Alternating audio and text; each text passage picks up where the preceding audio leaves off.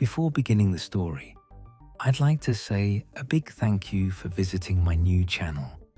I'm going to be uploading alternate history-related stories every single day. If that sounds good, be sure to leave a like and don't forget to subscribe. It means a whole lot when just getting started. I hope you enjoy the story. The job sounds more interesting than it is. County Property Assessor. What it actually means is that I drive a lot.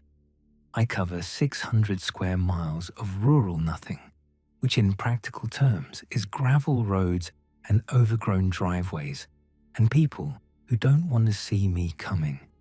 I document what's there. I write down what's changed. I move on to the next one.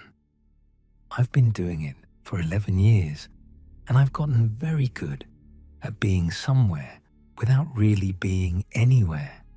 I drive a county truck, white, with a magnetic seal on the door that I pull off when I'm done for the day because I don't like advertising.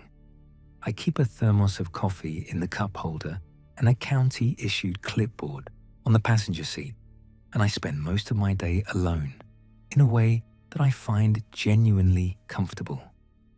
My name is Milo Crane. I'm 43 years old, and I live in a 2-bedroom house on the east edge of Harrick Township. And until 14 months ago, the most complicated part of my life was a leaking gutter I kept putting off. The first page showed up on a Monday. I came out of the county office at the end of my route and found it folded under my windshield wiper. I figured it was one of those flyers people stuff under wipers in parking lots, so I pulled it out already planning to toss it. But it wasn't a flyer. It was a plain sheet of white paper unlined, and on it was a list of things written in neat, small handwriting. Not printed, handwritten. The list read like this: Milo Crane, age 43, drives County Route 7 through 14, arrived at the Pelham parcel at around 9 in the morning, noted the fence along the north side, did not get out of the truck due to the dog, left at 9:15, stopped at the Curl Diner in Fenton for lunch, ordered the patty melt, left a $2 tip, arrived home at 5:45. That was my entire Monday, written out like a receipt. I stood in the parking lot and read it twice. My first thought was that someone was messing with me, a co-worker maybe, a bored county employee with access to GPS records from the truck. I folded it back up and drove home, and didn't think about it too hard, because thinking too hard about something like that is how you end up not sleeping, and I value sleep. The second page was on my passenger seat when I got in the truck Tuesday morning. The truck had been locked. I am someone who always locks his truck because I am someone who has had a thermos stolen before, and it leaves a mark. I stood there with my hand on the door for a second after I opened it, looking at the page sitting on top of my clipboard like it belonged there. This one had the same neat handwriting, but the events described were older, things from 8 months ago, a specific Thursday when I had driven out to document a contested parcel near the reservoir and discovered the access road had washed out and had to hike in. The page described it down to the mud on my boots and the specific way the light was coming through the tree line that afternoon. Things no GPS record would tell you, things I'd barely thought about since. At the bottom of the page, there was a single line that the others hadn't had. It said, cross-reference, file active. I didn't know what that meant. I put the page in my glove box and went to work. Over the next 2 weeks, I found 7 more pages, under the wiper, in my office door frame. Once, inexplicably, sitting on the closed lid of my toilet when I got up in the middle of the night. That one, I stood looking at for a while before I picked it up.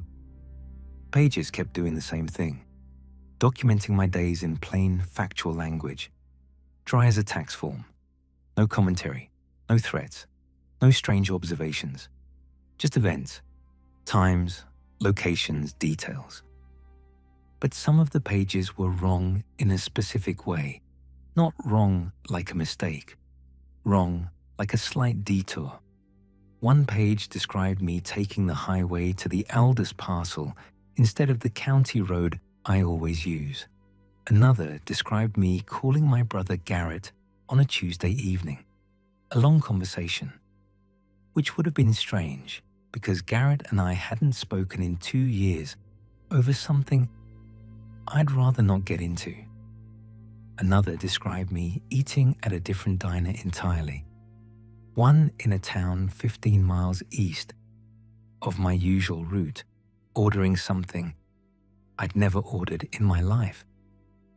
None of these things had happened, but they were written with the same flat certainty as the things that had.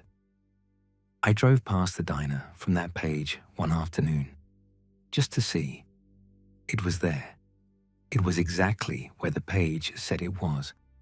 I sat in the county truck in its parking lot for about 5 minutes before I put it in gear and left.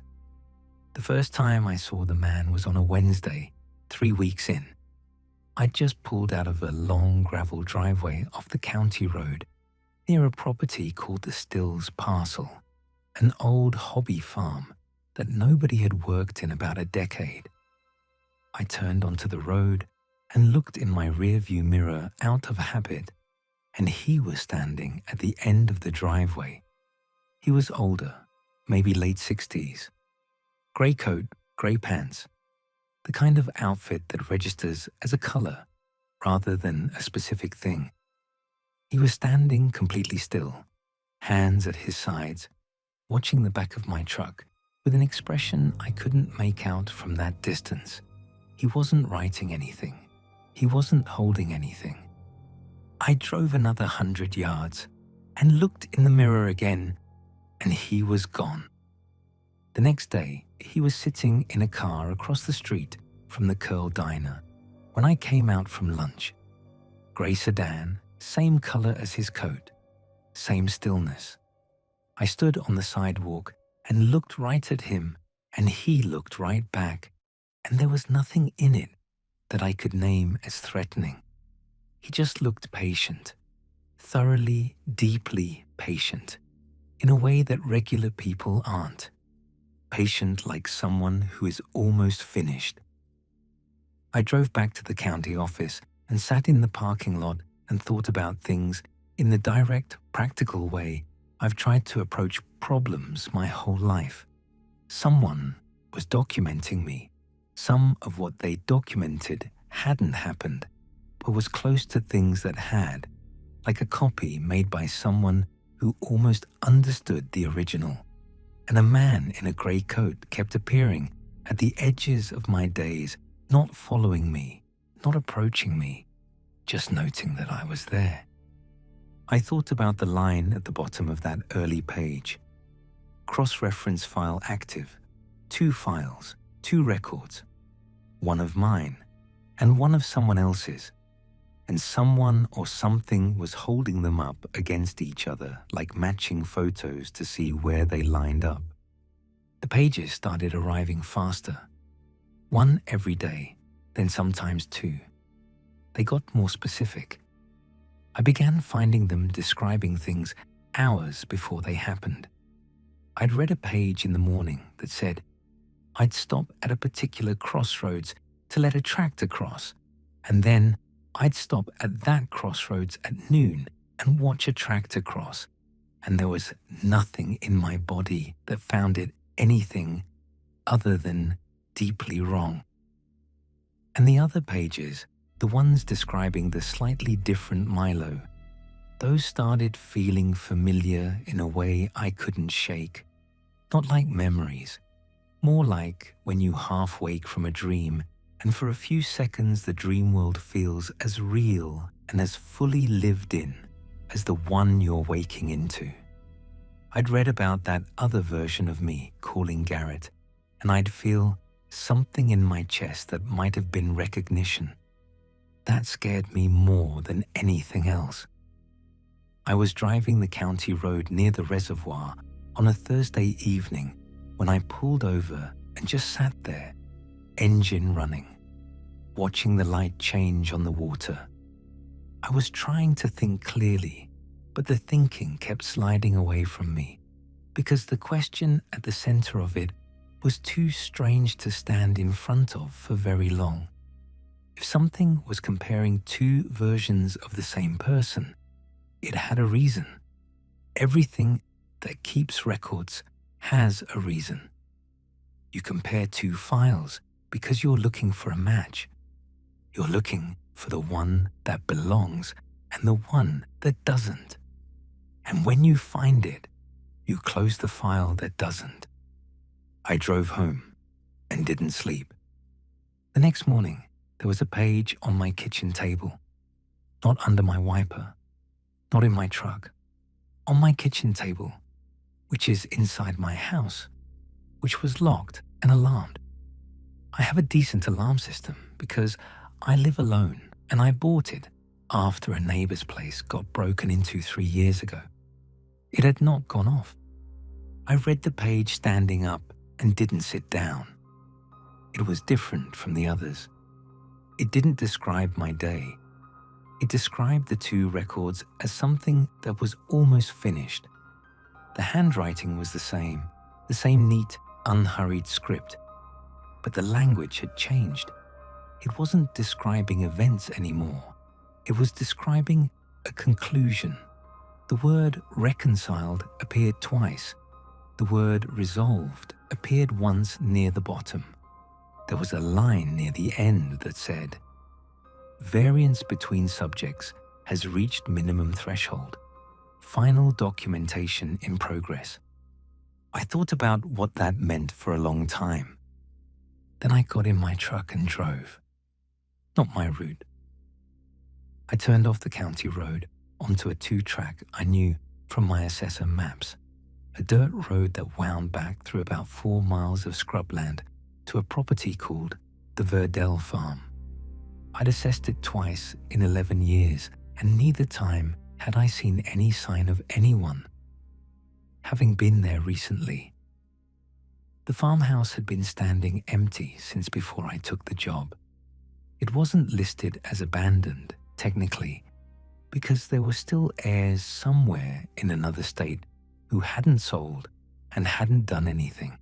It just sat there. I drove back to it in the grey morning light. I parked in the overgrown yard and sat in the truck for a while. I want to be clear about what I was thinking. I'm not someone who does reckless things. I don't have a record. I've never been in real trouble in my life. I am a person who drives the same roads every day and orders the same lunch and lets himself be documented without complaint, because that is simply how life works. But I was thinking about the two records and what it meant for them to converge, and I was thinking that the only thing that had ever worked in any practical situation I could think of when you wanted to break a pattern was to do something that didn't fit the pattern, something that didn't belong to you, something that couldn't be categorized under either version of your name. I got out of the truck. I want to say there was more deliberation than there was. There wasn't. I found the dried out remains of an old wooden porch railing that had collapsed against the side of the building. I found a metal trash can with a split in the side that had been sitting behind the structure for probably 20 years. And I did what I did with the efficient focus of someone who is committed to a decision and isn't going to stand around second-guessing it. The farmhouse went up faster than I expected.